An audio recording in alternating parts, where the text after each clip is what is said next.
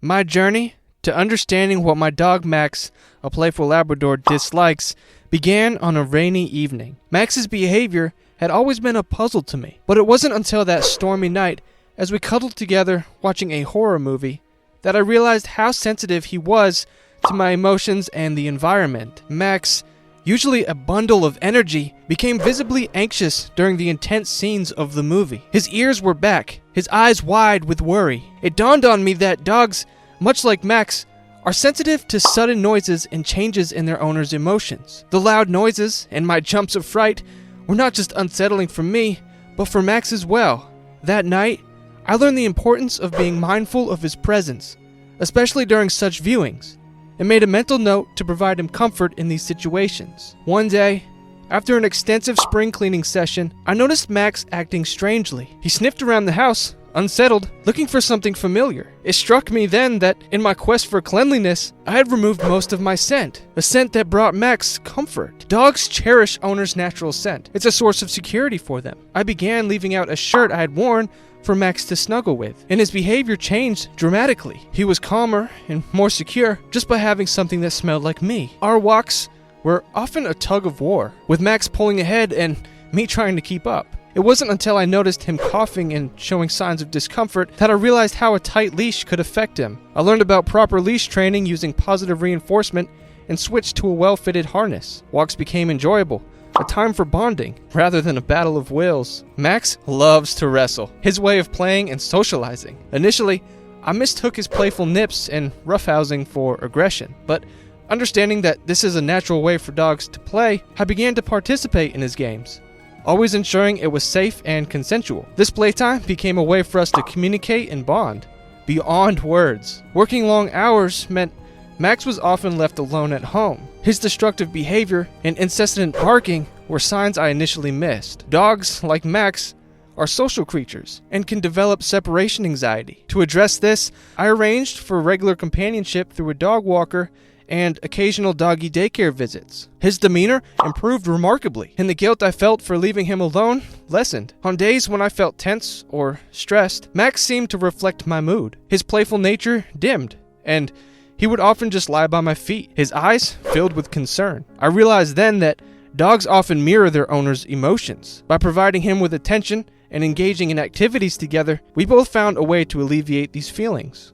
One day, as I leaned in to give Max a kiss, he turned his head away. It was then I understood that dogs might not perceive face kissing as a sign of affection. It was a moment of realization for me. Respecting his space was crucial. I found other ways to show my affection, like gentle pats and words of praise, which he responded to with wagging tails and bright eyes. Winter arrived, and with it, my attempt to dress Max in a variety of outfits. He seemed uncomfortable and restricted, often trying to wiggle right out of them. It was a lesson for me. While some clothing is necessary in colder climates, excessive dressing can be uncomfortable for dogs. I learned to choose functional and comfortable attire for Max, ensuring his well-being rather than focusing on aesthetics. Max's confusion during training sessions was evident. I realized that my commands were often complex and inconsistent. Dogs thrive on clear and simple communication. I started using clear, consistent commands paired with body language,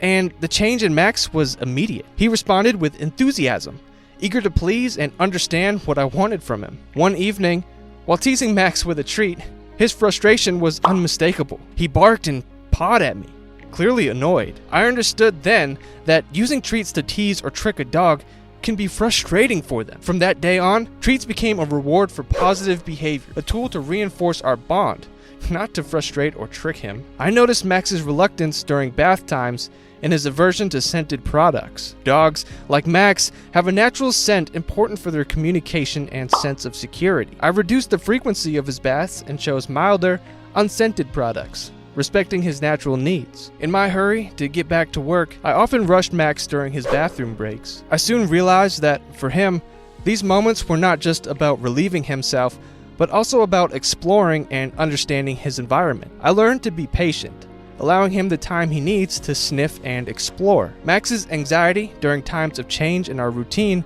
was noticeable. Dogs are creatures of habit, and Max was no different. I worked on establishing and sticking to a consistent routine for feeding, walking, and playtime. This predictability provided him a sense of security and stability. Initially, I struggled with trimming Max's nails, often causing him discomfort. It was clear that improper nail care was a source of distress for him. Seeking professional help and learning the proper technique made this a less daunting task for both of us. Regular, proper nail care became essential for his comfort and health. Choosing the wrong time for walks often led to uncomfortable experiences for Max, especially in extreme weather. I became more mindful of the weather conditions, choosing times that were comfortable for him and always checking the pavement temperature to ensure his paws were safe. When my niece tried to climb on Max like a pony, his discomfort was evident. This moment was crucial in understanding the importance of teaching children to respect a dog's space. I educated my niece on how to interact with Max safely, fostering a respectful and loving relationship between them. Mixed signals in training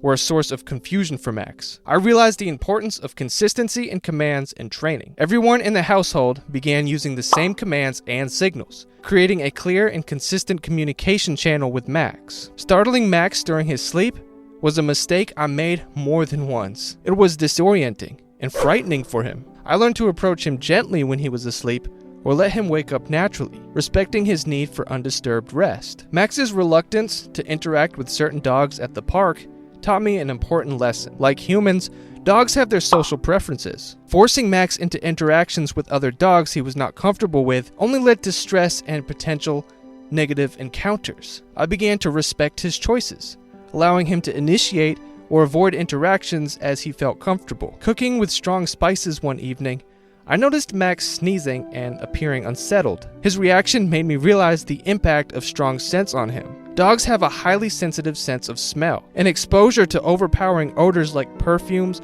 cleaning products, or spicy foods can be overwhelming. I became more mindful of the scents in our environment, ensuring they were not distressing for him. Adopting Max, I was aware of his troubled past, but I hadn't fully grasped the impact it had on him. Certain noises and movements would trigger a fearful response. It became clear that being sensitive to his past experiences and gently addressing his fears was essential in helping him feel secure and build trust. Patience and empathy became key elements in our relationship, helping Max overcome his past traumas and grow more confident. Understanding and avoiding these dislikes of dogs like Max was crucial in creating a stress-free and comfortable environment for him. Being attentive to his needs and dislikes not only strengthened our bond, but also ensured his well-being. I focused on creating positive experiences for Max, using treats and affection as rewards for desired behavior. Training became an exercise in patience and understanding, rather than a task or chore. Empathy was the cornerstone of my relationship with Max. Recognizing his signals of discomfort